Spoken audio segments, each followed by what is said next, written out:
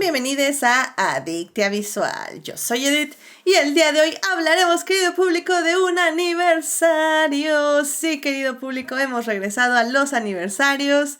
Y no porque no haya, bueno, sí es porque no hay cosas de qué hablar, pero bueno, luego les cuento. Pero el punto es que ahorita vamos a hablar de este aniversario que cumple 35 años de haberse estrenado. ¡Auch!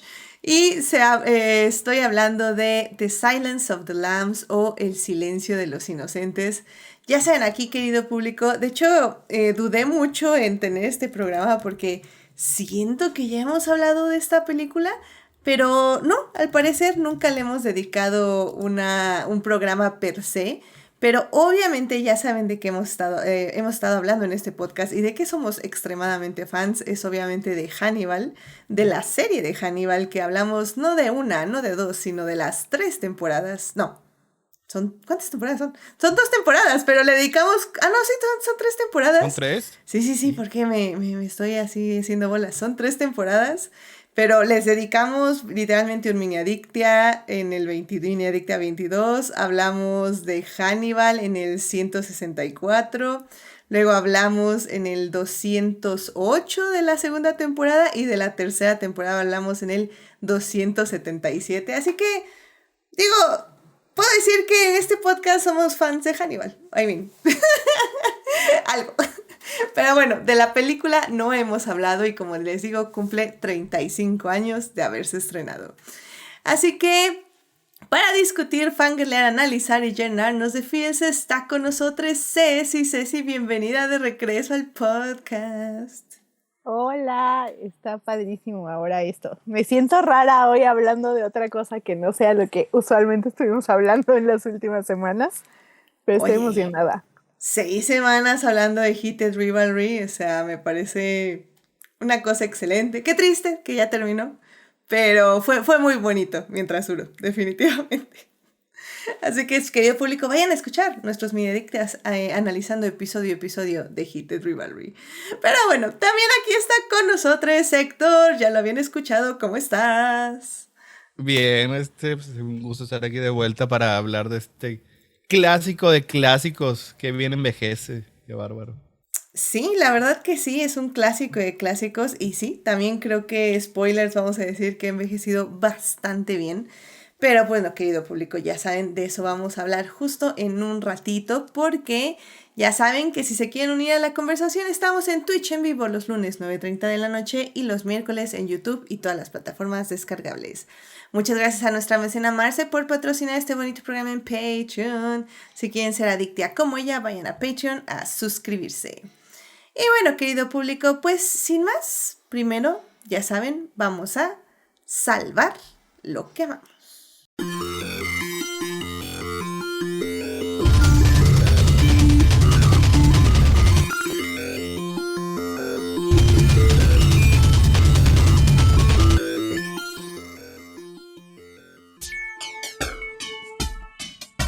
Muy bien, querido público, ya estamos aquí para salvar lo que amamos. Ceci, ¿qué te gustaría compartir con el público esta semana? Pues miren, quiero hablarles ahorita de un libro que, aunque ya terminé hace varias semanas, como que uno, no me lo saco de la cabeza y dos, tampoco sale de mis redes sociales, está plagado de edits, de nuevos fanfictions que salen de eso. Vamos, está en la conversación constantemente. Estoy hablando de Alchemize, el libro de Sen-Lin Yu.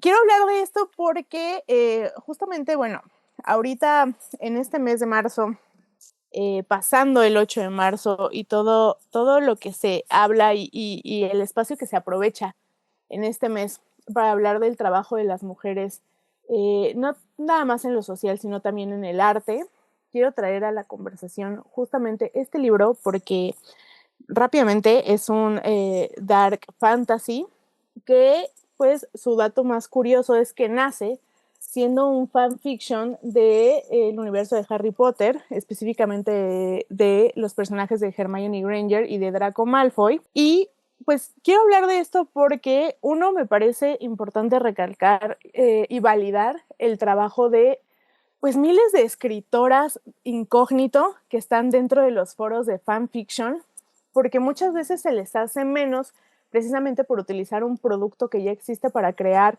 literatura de eso. Y la verdad es que a mí me parece pésimo porque muchas veces encuentras justamente obras como Alchemist, que nació siendo Manacle en Archive of Your Own. Posteriormente pasa a ser Alchemist cuando decide reescribir esta historia ya con contenido original, con personajes originales, básicamente pues para volverlo un material publicable, ¿no? Creo que sí es importante recalcar, pues como ya les dije, la importancia de las miles de escritoras que hay en estas plataformas, poco reconocidas por el género que se ha decidido utilizar para expresar ideas, que es el género del fanfiction, y dos, pues porque en la actualidad siento que está renaciendo un montón el género de la fantasía, con estos nuevos como subgéneros como el dark fantasy, y me parece buenísimo que una vez más tengamos a una mujer escribiendo un libro que está siendo súper vendido, súper hablado, como ya les dije, está en la conversación constantemente. Entonces, creo que eso quiero recalcar, ¿no? Precisamente, para los que me conocen un poco, saben que constantemente estoy intentando traer a la conversación libros, literatura escrita por mujeres. Y pues obviamente tanto la literatura como los mismos lectores vamos evolucionando y vamos cambiando, pero está buenísimo que ahora, en esta época donde todo es tan viral, todo es tan como rápido, pasa de manera tan rápida, pues existen este tipo de productos que se mantengan y que dejen una huella, ¿no? Como para mí lo es un poco Alchemist. Básicamente eso es lo que quiero como recomendarles y traerlo y salvarlo, porque aunque no necesita ser salvado, como ya les dije, todo el mundo habla de él, sí quiero aplaudir tanto el trabajo de la autora como de las miles, como ya dije, de autoras que están en los sitios de fanfiction. Alchemist mentioned. No, la verdad es que obviamente, bueno, más bien, no obviamente, pero tengo que confesar que todavía no leo Alchemist, pero yo sí leí Manacle antes de que fuera mainstream. No, y la verdad creo que incluso aquí en Adictia Visual hablé de Manacle en mi Salvando lo que amamos, me fui a plano secuencia y les traje Manacle porque obviamente me encantó.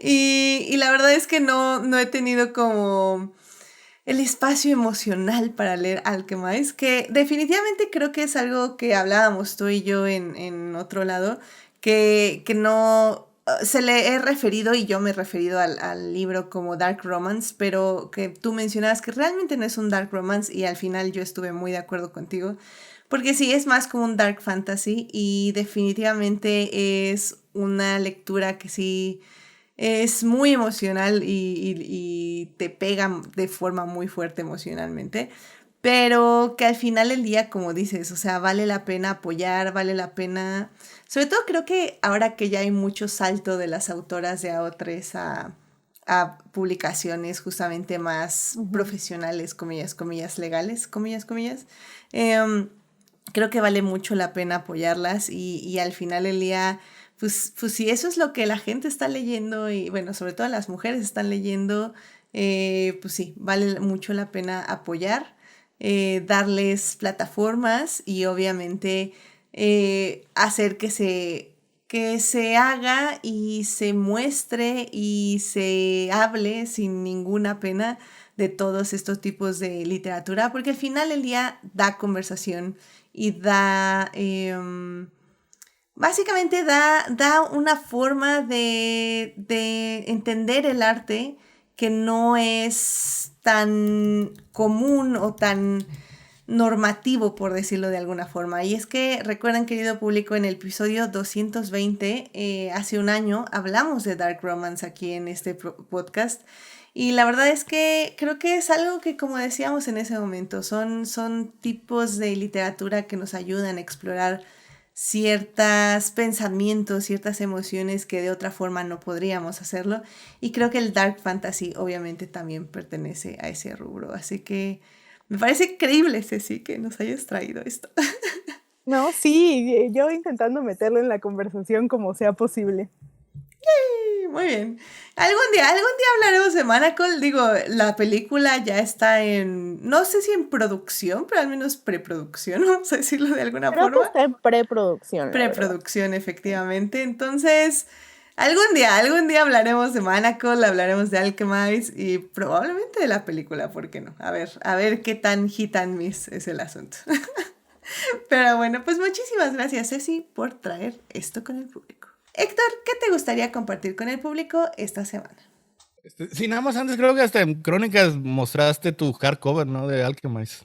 Eso fue hace reciente, hace como un par de meses, no me acuerdo qué salió el tema, ¿no? De que les enseñé No salió pequeño libro. O sea, no salió de nada el tema, o sea. No, salió al tema. Llevas la palabra, eres predicándola por todas partes, porque estoy bastante seguro que no salió nada del tema, pero está bien. Creo que era algo así como que por qué las autoras dividían sus fanfics en varias partes y les dije que Alchemize no, que se había publicado completo y que eran 1500, quién sabe cuántas páginas y les enseñé el libro porque obviamente lo tenía que presumir. Pero sí. Ahí debe estar grabado, vamos a ver cuál fue el contexto, porque yo creo que fue te gusta predicarlo por todas partes. Hasta yo conozco de Manacle antes de que fuera libro y todo. Obviamente, porque sí, sí, es que cuando lo terminé de leer, creo que sí lo prediqué en todos lados. Entonces sí, no dudo que sepas también, ¿eh? Exacto. Así es esto, ¿qué le vas a hacer? Fue justo así, lo que especial para Edith te está salvando. Bueno, yo les traigo un Korama porque, digo, me gusta, muchas cosas coreanas, últimamente, de hecho, creo que se ha convertido, en uno de mi mercado creativo favorito, uno de mis mercados creativos favoritos, y esta es una serie de televisión, una serie limitada de 8 episodios que trata, están ocurriendo, hay un asesino serial, misterios asesinatos, y la única manera de tratar de encontrar al asesino es buscando la ayuda de un asesino serial encarcelado que es muy inteligente, así que el perfilador de la policía va a pedirle ayuda. Y nada más el caso es que es una mujer, la que era, ella había cometido unos asesinatos muy similares hacia unos años. Y el perfilador de la policía es su hijo. Así que ese es el drama principal que tiene la serie. Está protagonizada por Go Hyo-jung como Jung Ji-shin, que ella es la asesina. Que pues digo, obviamente es una asesina muy inteligente, es una asesina que está siempre en control de la situación y que está manipulando los eventos del caso para sus distintos propósitos que tiene. El detective, su hijo es Jang Dong-jun, como Cha Se-yeol, y está muy interesante, digo, tiene lo que uno esperaría, tiene emoción, tiene misterio, las actuaciones son muy buenas, está dirigida por los 8 episodios por Bio Jong-jo, que es una directora que tiene ya muchos años trabajando en Corea y es muy interesante porque su carrera se ha basado principalmente en explorar el papel que tienen las mujeres en la sociedad surcoreana. Así que si tienen oportunidad, denle, si tienen chance, denle una oportunidad. Está disponible en Netflix, son 8 capítulos de aproximadamente 1 hora, como tienen que hacer todos los dramas coreanos. Y está muy recomendable. Se llama Queen Mantis otra vez. Justo iba a decir, ¿cómo se llama? Porque creo que no lo habías dicho o no lo había escuchado yo definitivamente. Pero mira, Queen Mantis, perfecto, me parece genial. Oye, Netflix está agarrando todos los coramas por lo que estoy viendo, ¿no? Pues digo, a veces digo, yo estoy expuesto a muchos coramas de muchas partes. Algunas veces de Netflix, sí, pero también hay en Amazon Prime, uno que otro en Disney Plus, unos poquitos, y está el Viki Rakuten, que es una plataforma específica de puros coramas, puras series asiáticas, y de ahí nos ha tocado ver uno que otro muy, muy interesantes, pero en particular se me hizo muy apropiado, es 2025, ya lo acabamos de ver hace unos meses, pero digo, está muy interesante, está muy bueno y se me hizo muy apropiado para el programa, por muchos aspectos. Sí, sí, sí, definitivamente asesino serial es el tema del programa del día de hoy, pero también como dices, definitivamente está interesante justamente este concepto, cómo manejan la vuelta de tuerca, por decirlo de alguna, bueno, no vuelta de tuerca, más bien, ¿cómo se dice? Como el cambio de la narrativa para que sea como interesante, o más bien no Y, interesante, sino diferente, más bien. y en este caso, o sea, digo, la asesina serial es más un poquito más, tal vez más fácil de empatizar porque es más bien, los asesinatos originales que ella cometió, era una especie de ángel justiciero, que mataba así a personas que abusaban a sus esposas, sus familias, etcétera. No nada más porque saben rico. Ay, Dios, o sea, justicia para Hannibal, pero en fin, ahorita hablamos de ella. Perfecto, bueno, pues me parece muy bien, así que muchísimas gracias por traer Queen Mantis que pueden ver en Netflix. Y bueno, querido público, pues justamente para cerrar ya esta bonita sección, yo les quiero hablar de que este fin de semana fui a la presentación de un libro de una compañera de universidad que la verdad he seguido muy de cerca toda su trayectoria durante todos estos años desde que salimos de la universidad hasta ahorita, porque me parece como muy interesante todo el trabajo que está haciendo. Básicamente ella sale de la universidad y unos años después, sino casi inmediatamente, se muda a Estados Unidos y ahí básicamente descubre una manera interesante, o sea, una manera de contar algo, que es básicamente por medio de la fotografía.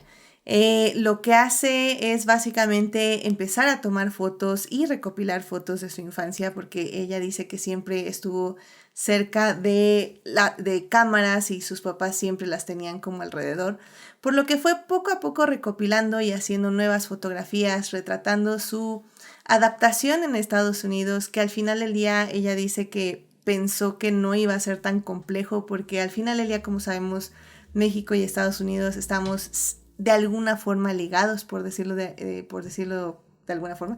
Al final, obviamente, descubre que sí es muy complicado, es muy complejo y pues empieza a retratar este cambio de ciudad, este cambio de cultura.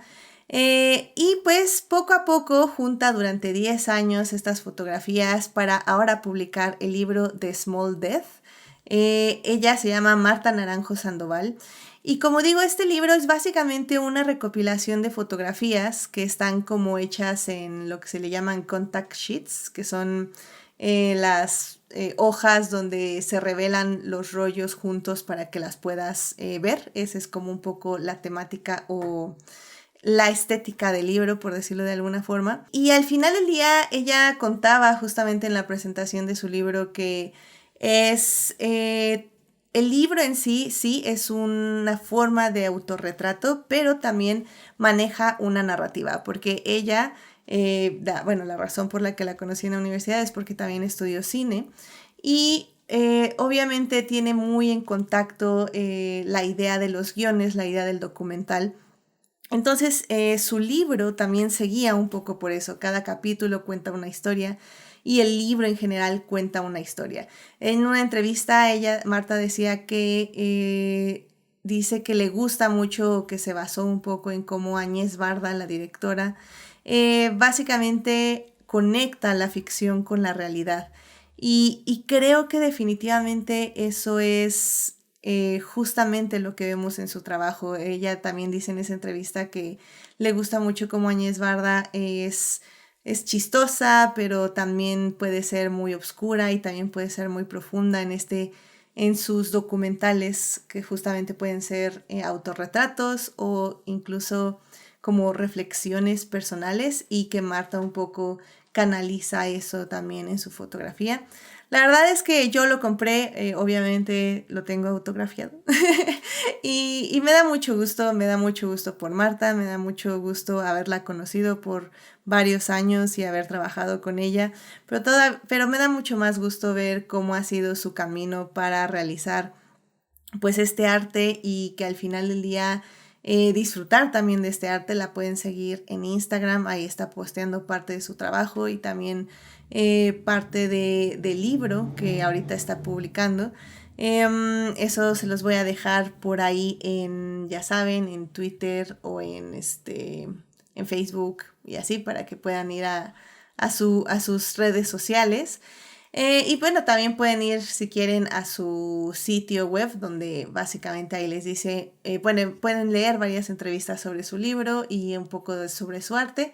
Su sitio web se llama mnaranjosandoval.net.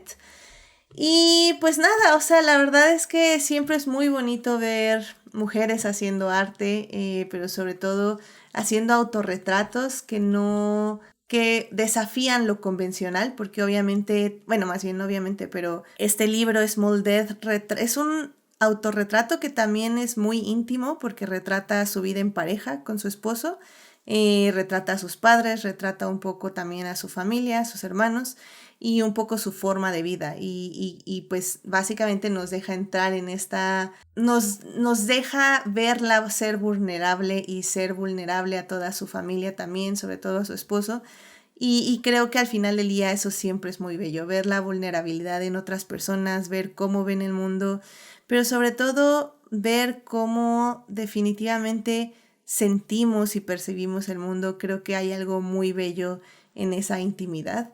Y pues nada, les invito no solo a seguirla con sus redes, sino que si tienen la oportunidad de comprar el libro, creo que es una muy buena inversión en cierta forma.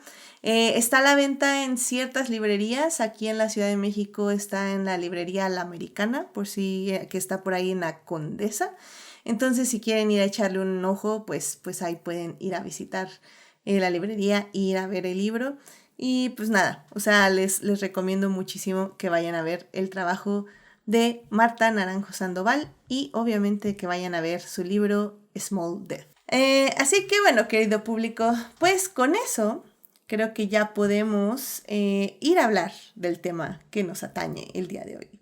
Así que, querido público, vámonos a hablar ya de cine.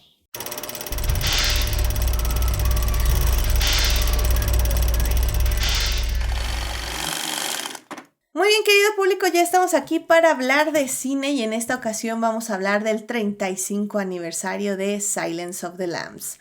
Esta película, como digo, pues se estrenó hace 35 años y fue dirigida por Jonathan Demme. Fue protagonizada por Jodie Foster y... no, bueno, se me olvidó por completo los nombres. Fue protagonizada por Jodie Foster y Anthony Hopkins como los papeles principales de Clarice Starling y de Hannibal Lecter. La película obviamente está basada en la novela del mismo nombre dirigida por Tom Harris, que fue publicada en 1988. Y bueno, al final del día este personaje pues tomó también un nuevo concepto después de esta película. Pero bueno, fue una película muy exitosa, tuvo muchos premios, incluyendo una nominación a los premios Oscar, donde ganó como mejor película, mejor director, mejor actor, mejor actriz y mejor guión adaptado. Ahora sí que una nada mala racha, y pues al ser un thriller, casi una película de terror, pues también formó un precedente que creo que no se ha vuelto a repetir de esta forma. Casi lo logra Sinners, pero todavía no. Pero bueno, en la primera parte de este podcast vamos a hablar un poco de la producción, un poco del legado y un poco de todo lo que implica Silence of the Lambs, para en la segunda parte hablar de pues básicamente la película en sí y cómo ha envejecido después de estos 35 años. Así que, querido público, vámonos a la primera parte de este podcast.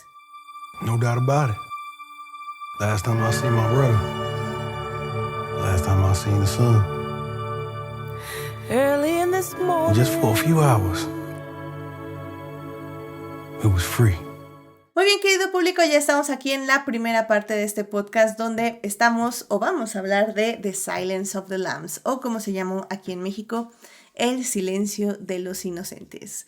Como les mencionaba, la película cumple 35 años de haberse estrenado. Se estrenó en 1991 en cines. Y pues al final del día creo que es una película que ha sido icónica en muchos aspectos, que no solo ha puesto a Hannibal Lecter como uno de los asesinos más icónicos de la pantalla gracias a al retrato de Anthony Hopkins, a la actuación de Anthony Hopkins, sino también creo que algunos consideran que esta es la mejor actuación de Jodie Foster o la más icónica de su carrera. Yo no digo que sea la mejor, pero definitivamente es una de las más icónicas en su larga e icónica carrera, porque es una gran actriz también. Y pues bueno, al final del día creo que es muy interesante ver pues cómo esta película ha envejecido y ha básicamente ha sido influencia en cine y obviamente también en en cine y la televisión, como ya les comentaba, pues ahora sí que en cierta forma la serie de Hannibal, no digo que se inspire en esta película, porque al final del día la serie de Hannibal obviamente se inspira más en los libros de Thomas Harris, pero definitivamente siempre va a tener esta película, El silencio de los inocentes, cierta precedente, obviamente, para hacer la adaptación. Sobre todo que, bueno, los derechos de las novelas de Thomas Harris lo tiene De Laurentiis, si no me acuerdo, si no mal recuerdo, si no ahorita les corrijo, pero bueno, siempre están supervisando que efectivamente no se desvíen mucho del material fuente. Porque bueno, Thomas Harris en su momento escribe una serie de libros que justamente retratan a Hannibal Lecter como asesino.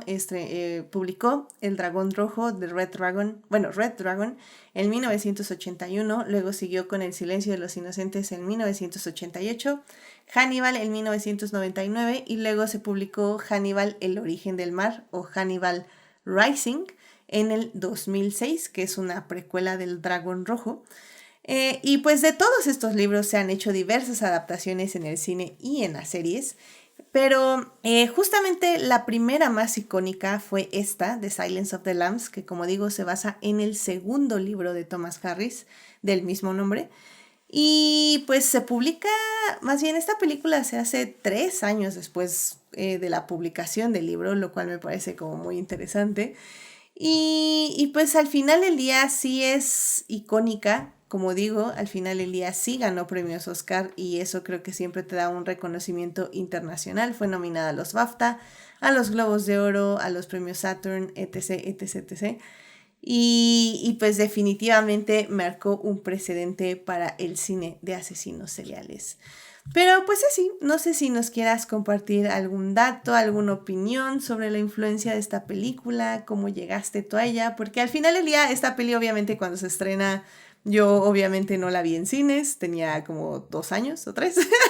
Entonces fue una película que definitivamente yo fui redescubriendo en mi búsqueda cinematográfica de la vida. Pero al final del día todos sabíamos que era icónica de una u otra forma, ¿no? Pues yo cuando se estrenó esta película todavía ni siquiera existía, entonces obviamente pues la vi mucho tiempo después. Mira, yo llegué a ella porque afortunadamente para mi curiosidad y desafortunadamente para mi psique, mi papá siempre fue de ponerme películas que no tendría que haber visto. Entonces yo estoy casi segura de que debería de haberla visto por ahí de los 10 años. Porque Wow. no sé si era porque él quería que yo las viera o él quería verlas y yo ya estaba ahí, entonces era como de, bueno, ya. Supongo que le tendré que explicar algunas cosas. Entonces sí, creo que la vi muy, muy, muy pequeña. Y mira, o sea, realmente la vi hace, antier la volví a ver, justamente para poder hablar de ella, pero me da mucha curiosidad cómo, ahorita esto que dijiste, ¿no? De que la crítica dice que el mejor papel de Jodie Foster, no sé si estoy completamente de acuerdo con esos comentarios, pero sí estoy muy de acuerdo con algo que mucha gente dice y para mí es muy, muy real y muy, muy cierto, que yo creo que sí es el mejor papel de Anthony Hopkins, porque yo recuerdo estar muy chica y haber visto esta película y realmente quedar muy impactada por ese señor, porque realmente no es que sea terrorífico en un sentido muy visual o muy literal o muy grotesco en toda la película, sino que realmente es terrorífico porque presentan este personaje de una manera muy peculiar, como antes de que existiera este libro no se había visto con estos rasgos. Ahora que la volví a ver hace unos días, vuelvo a ver a este personaje de Anthony y sí me parece que es lo mejor que ha hecho este señor. Creo que no por nada es la primera, es el primer personaje que se nos viene a la mente cuando, bueno, por lo menos para mí, cuando hablamos de él, ¿no? O cuando lo mencionan. Mira, realmente, o sea, les voy a ser muy franca, yo la novela nunca la leí completa. Sí revisé algunas de sus partes porque sí es es una pieza de la literatura importante, no nada más para la literatura americana, sino para la literatura del género, porque de ahí se derivaron un montón de fórmulas para escribir tanto la literatura policíaca como el thriller psicológico. Esta dupla de investigador y criminal con el fin de llegar a la resolución de un caso, yo sí podría decir que nace de él, a pesar de que existen otras piezas literarias en las que ya se hacen perfiles psicológicos. Quiero mencionar rápidamente A Sangre Fría de Truman Capote, es la primera novela en donde se empieza a hacer realmente, es una novela parcialmente ficcional, entonces ya se hacen estos como perfiles psicológicos que vemos en El silencio de los inocentes, ¿no? Y justamente lo que mencionaste tú ahorita de cómo se han llevado las adaptaciones del lenguaje literario al lenguaje cinematográfico para televisión o para el cine, creo que sí están muy bien cuidados, porque a pesar de que, como les digo, no leí la novela completa, solo revisé algunas partes, sé que sí han cuidado bastante los cambios y lo que se ha hecho realmente se hicieron cosas muy mínimas que no afectaban para nada ni la trama ni la recepción del personaje, que es muy importante, ¿no? Porque realmente el personaje de Hannibal Lecter es central, no nada más para El silencio de los inocentes, porque podríamos decir que es un secundario, porque es el medio para llegar a un fin, pero realmente pues es el personaje en el que se basa toda la historia, ¿no? Los demás realmente solo navegan alrededor de él. Claro, porque, o sea, creo que al final del día también eso es lo interesante, ¿no? Que los protagonistas en sí no es Hannibal per se. O sea, justamente en esta película vemos a Jodie Foster como la protagonista, como Clarice Starling, y como Hannibal en general la complementa, porque lo que me llama mucho la atención de esta película, y lo hablaremos más en la segunda parte, es como Clarice, básicamente estamos siempre viendo el punto de vista de Clarice. O sea, es un momento muy pequeño donde nos vemos un punto de vista de Hannibal, pero realmente todo el tiempo estamos viendo el terror dentro de la vida de Clarice y no necesariamente con Hannibal. Al final del día, Hannibal es incluso la figura más, no voy a decir sensata, pero al menos como down to the Creo que está earth. menos cegado, ¿no? Ajá. Es que sí, o sea, justo te quería ayudar con esa palabra. Creo que él está, como está desprendido de las situaciones que suceden en la historia, puede ser imparcial dentro de Exacto. su parcialidad. Sí, claro, y digo, tiene estos momentos que sí son perturbadores, porque sí, obviamente Hannibal tiene momentos perturbadores, pero en el general creo que al menos Clarice y el público ya sabe qué esperar de Hannibal, o sea, sabes que puedes esperar momentos perturbadores de Hannibal, de donde no esperas momentos perturbadores es de literalmente todos los demás personajes. Entonces cuando Clarice tiene interacciones con otros personajes que sientes como cierto miedo y cierta ansiedad acerca de de esas interacciones, es cuando definitivamente te da más, te mueve un poco el tapete porque no esperas que el terror venga de otros personajes, sino de Hannibal, ¿no? Pero bueno, eso si quieren lo analizamos más ahorita en la segunda parte del podcast. Pero pues bueno, Héctor, no sé si gustes dar algún dato de la producción o tu opinión en general. Esta es fue la segunda adaptación que se hizo de un libro de Thomas Harris. La primera fue Manhunter de Michael Mann. Interesante, pues digo, es una película interesante. Brian Cox es Hannibal Lecter y Will Graham es Wolfgang Petersen. Digo, Brian Cox, lo conocemos tal vez actualmente más por Succession y Wolfgang Petersen por sus 28 temporadas como el protagonista de CSI. Esa es una película, pues digo, lo que uno esperaría de Michael Mann, muy estilizada, en el que el contexto llega a ser hasta incluso más interesante que los personajes en sí mismo. Esta película no fue bien recibida, ni de crítica, ya digo, con el paso del tiempo sí se revoló un poquito, pero en su estreno no tuvo éxito ni monetario ni de crítica. Por eso que sí, los derechos de los libros de Harris los tiene Dino De Laurentiis. Y para hacer esta película, o sea, los prestó al estudio, o sea, sin siquiera cobrarlos, porque o sea, que no valían mucho. Ya gracias a esta película, digo, obviamente ya empezaron a ser muy codiciados, así que todos salieron ganando en esta transacción.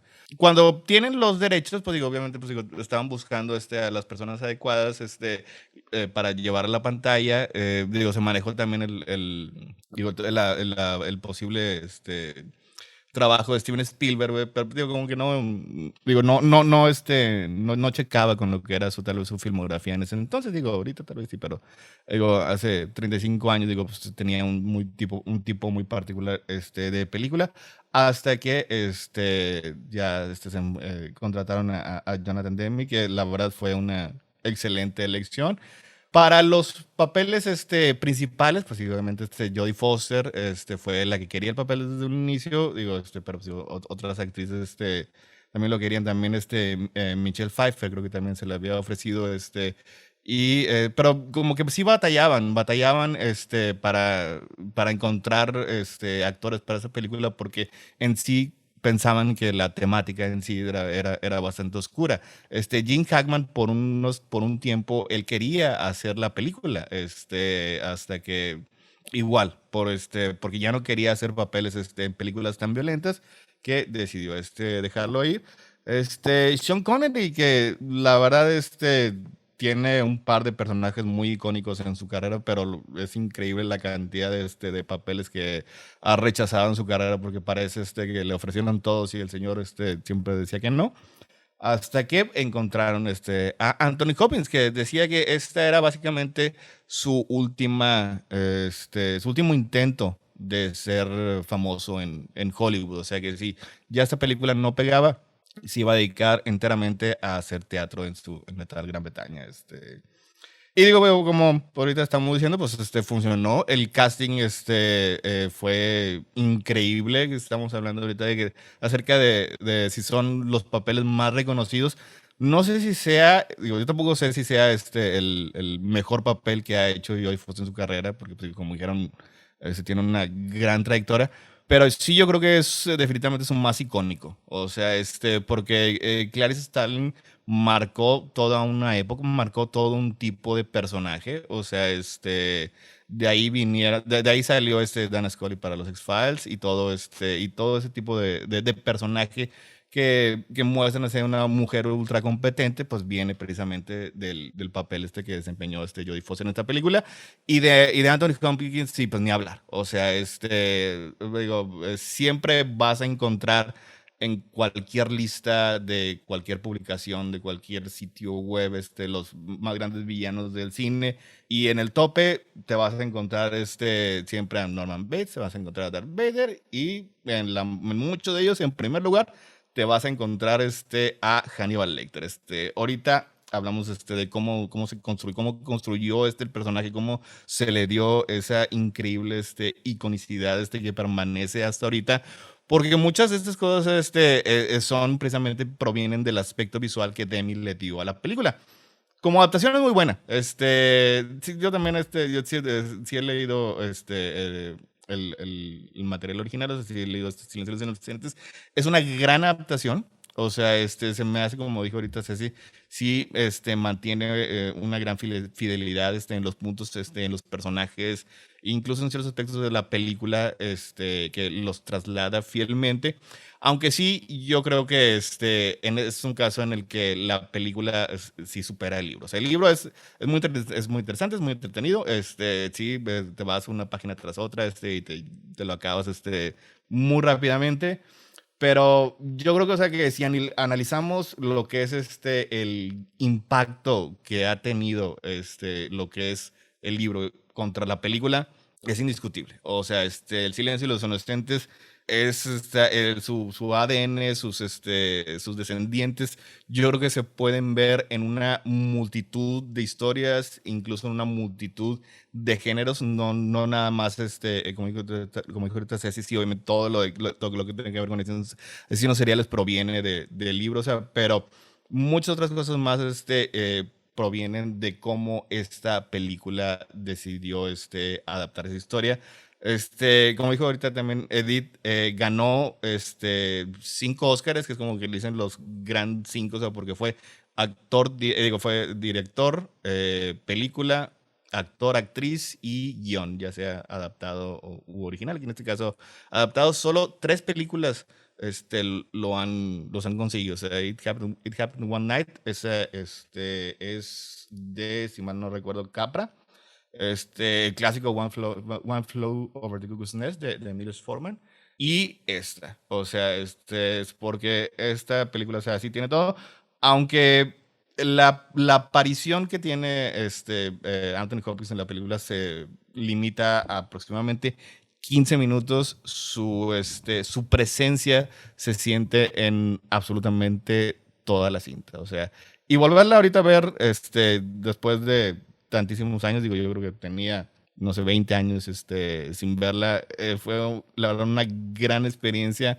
O sea, porque muchas de estas cosas, o sea, se te quedan grabadas para siempre. O sea, aunque la hayas visto solo una o dos veces, esta película permanece, en tu mente por lo absolutamente memorable que es toda. O sea, esta película no tiene, ustedes, no tiene nada de grasa. O sea, esta película, todas las escenas tienen un punto, todas las acciones tienen un punto, y todas estas tienen un gran impacto que permanece, a lo largo de los años. O sea, una gran experiencia, volverla a ver. Oh, sí, definitivamente fue una muy, muy interesante experiencia. Y pues sí, al final del día creo que es eso. O sea, creo que la película, como bien dijiste, o sea, creo que ya no sé qué más se puede decir al respecto, pero pues creo que tuvo justamente la suerte y lo decimos, o sea, cada película que se haga es un milagro al final del día. Y que se hayan juntado los astros para que eligieran los papeles a Anthony Hopkins y esta Jodie Foster, pues fue lo que tenía que ser. O sea, creo que como antagonistas ish tienen una muy buena dinámica, tienen una buena química y se siente durante la película, porque a pesar de que Anthony Hopkins, como dices, está muy poco tiempo durante la cinta, creo que sí carga su sombra y su personalidad durante todos esos momentos. Y digo, para que quienes siguen al director Jonathan Demme, por cierto, el director también haría un par de años después, 2 años después, la película de Filadelfia, en 1993, que pues como saben es una película de la cual hablamos aquí en Adictia Visual en el programa 189, si no mal recuerdo, del 30 aniversario de la película. Y al final del día creo que es eso, creo que es un director que sabe manejar muy bien atmósferas y que si bien decíamos que Filadelfia tal vez no envejeció del todo bien, pero un poco es por el tema. O sea, envejeció bien, pero que obviamente ya se han tomado diversas y más actuales formas de narrar el tema del SIDA y pues de toda la injusticia que recibieron todos esos hombres en su momento ahí en Estados Unidos. Definitivamente creo que The Silence of the Lambs, al ser un tema un poquito más universal, voy a decirlo, en el aspecto de que son asesinos seriales dinámicas de poder, obviamente, tramas policíacas, envejeció un poco más. Sí tenemos que decir que tal vez lo que no envejeció muy bien o que tuvo, ¿cómo decirlo?, una influencia negativa en el cine fue obviamente el retrato de una persona trans en la televisión. Ahora, hay que hacer la aclaración porque en sí, y lo repiten varias veces durante la película, el asesino de la película que no es Hannibal Lecter, que es Buffalo Bill. Jamie Buffalo Gumb. Bill, que es James Gumb, interpretado por Ted Levine. Él lo dicen durante la película, él no es una persona trans, es un hombre que está buscando una forma de transformarse, una nueva identidad, y Hannibal lo dice, él dice no, él no es un trans porque él, bueno, en ese momento les decían transvestis, ¿no? No es un transvesti porque los transvestis son de naturaleza calmada y tranquila y no dañarían ni a una mosca, pero él está buscando otra cosa, está buscando una transformación y piensa que su naturaleza es transvesti, ¿no? Y si bien lo aclaran durante la película varias veces, creo, y lo mencionan en este documental, lo mencionan en el documental de Disclosure, se llama Disclosure, Ser Trans en Hollywood, que pueden ver en Netflix. En ese documental, de hecho, mencionan cómo esta película sí hizo un legado malo para las personas trans dentro del cine, justamente por eso, porque la gente no se llevó esa sutileza de análisis y definitivamente no pudo separar una persona trans de un hombre que literalmente sí nada más estaba pues mal literalmente de su cabeza y quería nada más usar piel de mujeres como vestido. Que por cierto, spoilers de una película de 35 años, por cierto.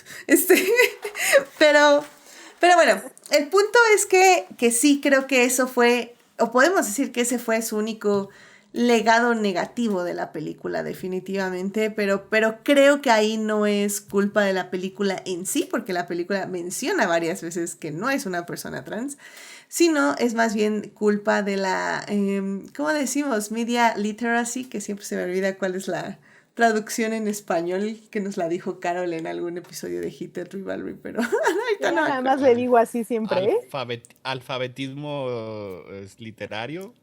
Sí, Carol lo dijo de una forma que dije, sí, eso está perfecto, pero no me acuerdo cuál fue.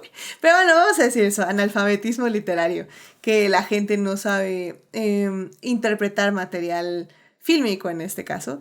Entonces, bueno, del legado negativo solo creo que sí teníamos que mencionar ese, que al final el día sí fue un precedente para que las personas trans fueran retratadas de forma negativa en el cine durante bastantes años. Pero, como digo, no fue culpa de la película en sí, sino de que, como siempre, Hollywood toma lo que quiere de forma mal. Y como decíamos, ¿no? De Barbie no tomó que era una película sobre feminismo, sobre mujeres, sobre solidaridad, sobre hermandad, por decirlo de alguna forma, y dijo, sí, vamos a hacer películas de juguetes. ¡Yay! Y entonces como, ok. Así. O sea, es complicado, o sea, porque, o sea, como dices, y a mí incluso no me parece nada sutil, o sea, la película te lo dice varias veces, o sea, Buffalo Bill no es una persona trans, o sea, creo que también el libro también lo enfatiza, o sea, se supone que lo que te debe dejar la película es que no es una persona trans, o sea, pero como quiera tiene ciertas cosas, que tal vez, como dices, o sea, si es una persona, si la está viendo alguien que no es particularmente afilado a entender las películas, puede tomar esas connotaciones negativas. Fíjate que, bueno, yo creo tener una idea de qué sucede, o sea, qué sucedió y por qué se tomaron ese tipo de decisiones desde el material original. Hay o sea, la recepción de este libro en su publicación en el 88 fue muy buena y creo que sí es importante, como ya mencionamos, ¿no? Del legado del personaje Hannibal Lecter, pues o sea, desde el 91 hasta acá, pero creo que nos vamos unos añitos antes a la publicación del libro y sí me parece importante mencionar. Antes los libros policíacos, las novelas policíacas, los cuentos policíacos y los thrillers, pues sí, psicológicos que involucraban, pues, a la redundancia, ¿no? Criminales, tenían una tendencia a utilizar a los personajes negativos como personas de estatus sociales y económicos bajos, lo cual hace que la población receptora se sienta con tranquilidad, ¿no? Porque estás leyendo materiales en donde te están diciendo que lo malo no tiene nada que ver contigo, porque tú como lector pues estás en una posición de clase media, bla, bla, bla. Esto me estoy refiriendo sobre todo a Estados Unidos, ¿no? Entonces, ¿qué pasa con El silencio de los inocentes como novela que presenta una alternativa que se menciona mal en la historia de la literatura, que el primer personaje negativo que sacude a los lectores y a la población norteamericana es American Psycho, justamente del 91, pero para mí es esta, porque ¿qué sucede con el personaje de Hannibal Lecter?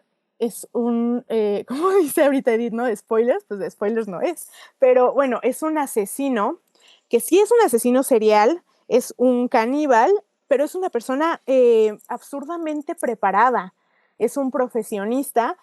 ¿Qué sucede con esto? Que el público lo recibe pues diciendo, ah, caray, ¿no? O sea, ¿cómo que ahora el malo es alguien que normalmente sería una figura positiva, ¿no? Que es a lo que me refiero hace unos segundos cuando les digo que mal llamado el primer personaje que choquea a los lectores es American Psycho, porque pues es una persona de Wall Street, ¿no? Es una persona de cuello blanco.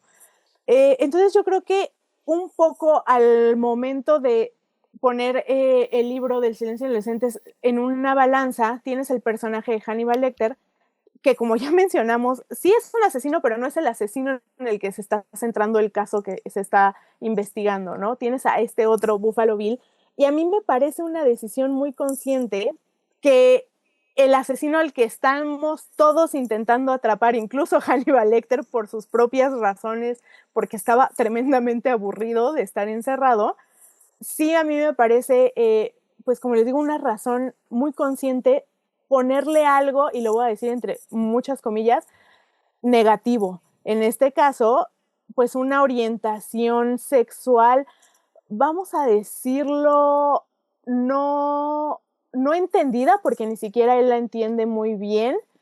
Más bien, pues sí, está es una persona que claramente no está bien de sus facultades mentales, no porque su orientación sexual no sea hegemónica, sino claramente tiene otros problemas, ¿no? Pero creo que esa es una decisión consciente, que están balanceando esta postura de sí existen villanos como Hannibal Lecter preparados, pero también existen estos otros villanos que es la percepción de lo que nosotros ya teníamos como negativo. En este caso, pues se sabe, ¿no? La historia de pues el rechazo hacia la comunidad que ha habido y que es una lucha constante. Sí me parece que, aunque como bien lo mencionan, y yo también me queda bastante claro en la película, intenta muchas veces desviar esa idea, ¿no? O sea, a ver, sí es un asesino serial, pero no es un asesino porque sea trans. Bueno, sí, como bien lo dice Edith, en ese momento la palabra era transvesti. Más bien era otra característica que tenía el personaje, no es que de eso se derive la locura que tiene, ¿no? Pero sí creo que es una decisión, pues la verdad es que es bastante consciente, y completamente de acuerdo contigo, Edith, eso es algo que no envejece bien.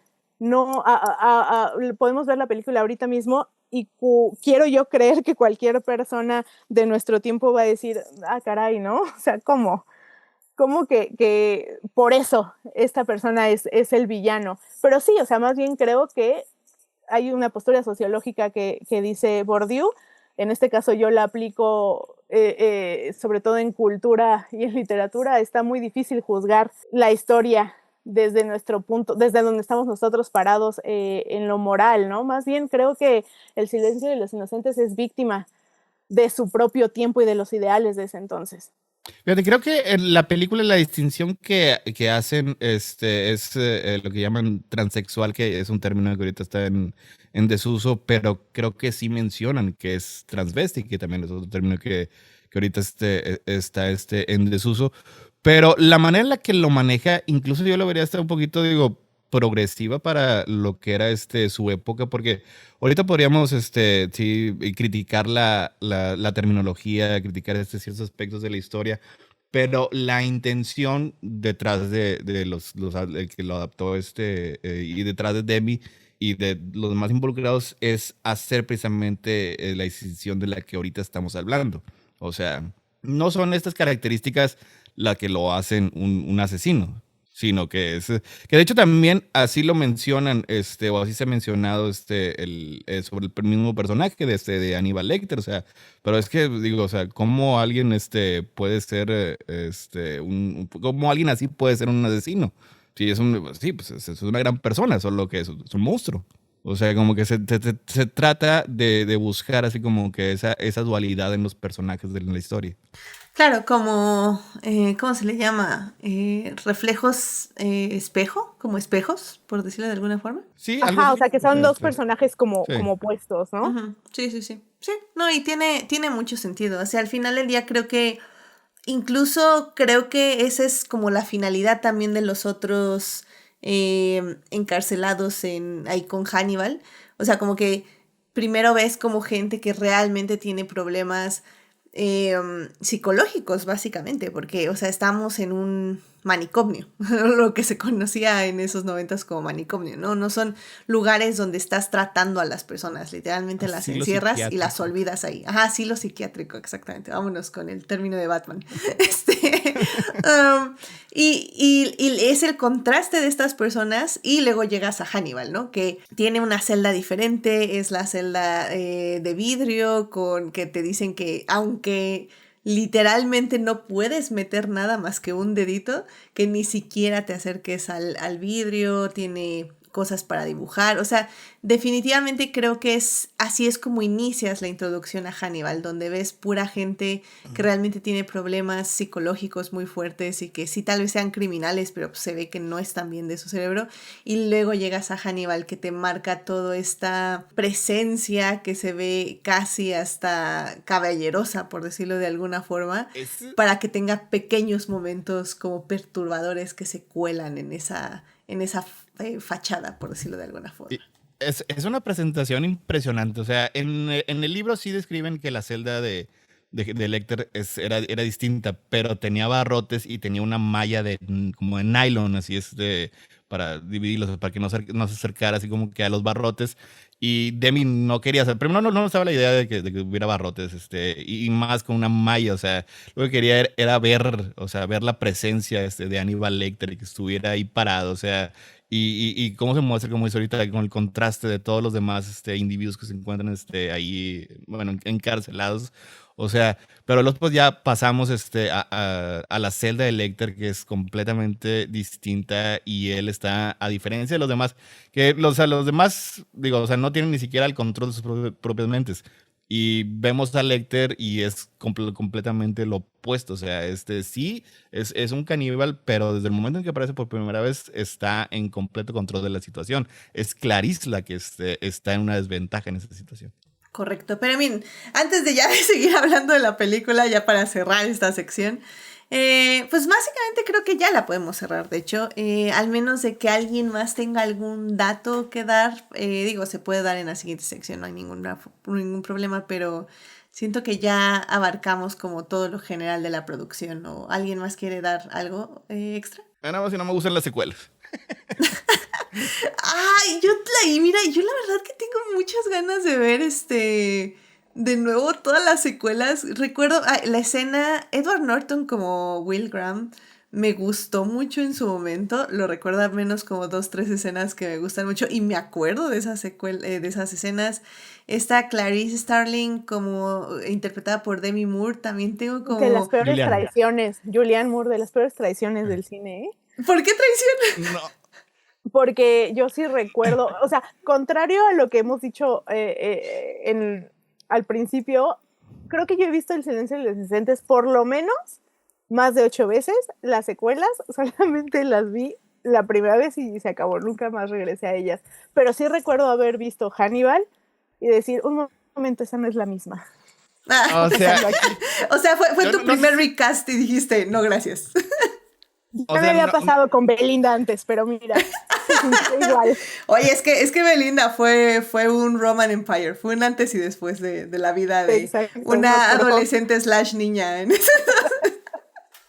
O sea, no sé si en esto lo caractericé como traición, pero no, o sea, es una gran actriz Julianne Moore, pero, o sea, Clarice Starling es Jodie Foster y Red Dragon, o sea, tiene elementos muy parecidos, o sea, tiene Anthony Hopkins, Edward Norton, son grandes actores, pero, o sea, sí es dirigida por Brett Ratner y hay un vasto océano de diferencia entre Jonathan Demme y Brett Ratner. Y sí se nota mucho en la película. Oh my A god, pesar yo de que- no sabía eso. ¿En serio la Pero dije? esta ¿Por parte qué es como de 10 años mejor? después, ¿no? Sí, bueno, eso sí se lo paso que pues sí, Hannibal Lecter se ve 10 años mayor, pero bueno, lo demás. Y Ralph Fiennes híjole, no me acuerdo cómo se llama, Dollarhide, Francis Dollarhide en o sea, tiene todos los elementos para ser una gran película, pero pues no llega no llega a hacerlo tan bien. Creo que hubo una película de la precuela, ¿no? De Hannibal, el origen del mal. Ah, sí, aquí está, Ay, del 2017. de esa no hablo. Yo Ay, sí, me recuerdo que la vi, pinto mi raya. pero sí, no recuerdo haber tenido un gusto por verla. Aunque el actor lo usan mucho para ciertos fan edits. Eso, tal vez es por eso que la tengo como bastante presente. Gaspar Ulliel. Bueno, digo, la verdad, yo tengo ganas de volver a ver The Red Dragon y la de Julianne Moore, que es Hannibal, supongo, ¿no? No. Ajá. Sí, es Hannibal. Sí, Sí, es Hannibal. Hannibal de y ya la Hannibal. tercera es Dragón Rojo. Ujú. Es Hannibal de Ridley Scott, Gary Oldman, también se sale ahí, no me acuerdo el personaje, digo, ¿cómo se llama el personaje? Pero Mason. Ah, es Mason Berger. Es órale. Mason No Berger, sabía sí, eso. es Mason Berger. Sí, Wow. o sea, recomiendo, está más curiosa Manhunter de Michael Mann. Michael Mann hace cosas bien. Tuvo una época como interesante. Es una experiencia, es demasiado ochentas, o sea, es con la música sintetizadora, o sea, pero una historia de Hannibal Lecter, o sea, Es que Michael Mann se quedó una como en experiencia. esa época. O sea, Collateral, yo la amo. No Y hablamos de y ella no el año queremos que pasado, salga. maldita sea. A mí me gusta mucho Collateral, pero por ejemplo, vi de Michael Mann Ferrari y fue directo a mi top -10 de ese año. O sea, guácala de horrible película. Maldita sea Dan Ryder, te odio por hacer películas horribles. Pero sí, Michael Mann es una cosa rara. Ay, pero en fin. Ok, bueno, pues ya en su momento tal vez ahí veremos esas películas y a ver qué tan malas son en comparación a esta definitivamente. Pero bueno, rápidamente en el chat dice Jimena, los compañeros de asilo que no estaban bien de su cabeza as opposed to el doctor Lecter que está perfectamente sano mentalmente. I mean, al menos el doctor Lecter tiene carisma, digo yo. Te puedes sentar a conversar con él. De que terminas llorando es otra sí. cosa, pero... O sea, es lo que yo también digo. O sea, a ver, mira, el personaje de Clarice, Muchos elementos peculiares. uno, tuvo un ascenso en su puesto y dos, le hicieron psicoterapia gratis. O sea, fue un win-win en todas las situaciones. ¿Fue una relación mutuamente beneficiosa para ambos? Completamente. ¿Sí salió traumada? Sí. Pero muchas veces salimos traumados de un montón de situaciones y no ganamos nada positivo. ¿Y no te ascienden? No. Exacto. Exacto, win-win. Perfecto.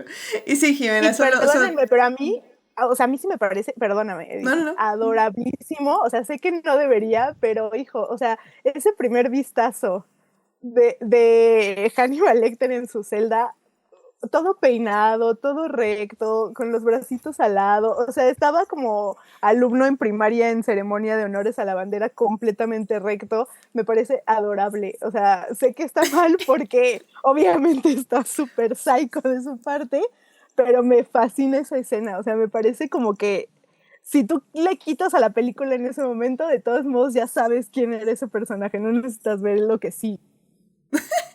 Mira, este es el perfecto lugar, el lugar seguro para decir que Hannibal es adorable. Lo dijimos ya como en 5 programas, así que no te preocupes. Ay, pero bueno, dice Jimena, solo tiene gustos alimenticios peculiares. Pues sí, claro, ¿y quién no tiene ciertas... Una dieta particular? Exacto, todo mundo tenemos dietas particulares, así que ¿quién soy yo para juzgarlo? Definitivamente. Así que bueno, querido público, pues vámonos ya a la segunda parte de este podcast ya para seguir hablando de esta cinta, así que vámonos para allá.